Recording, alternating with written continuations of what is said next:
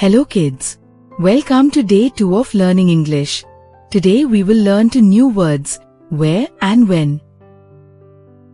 Where. Where is used to ask about a place. Place means location, like home, school, park. For example, where do you live? I live in Kerala. Example 2. Where is your school? It is near my house. Example 3. Where's the ball?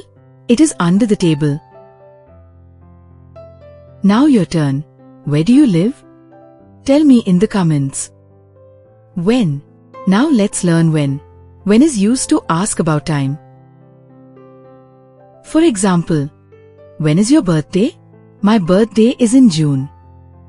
Example 2. When do you wake up? I wake up at 7 a.m. Example 3. When do you go to school?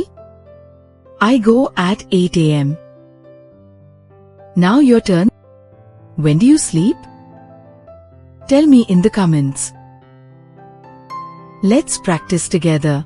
I will ask and you answer. Where do you play? When do you eat dinner? Great job everyone. Today we learned where and when. See you in day 3. Don't forget to like, share and subscribe.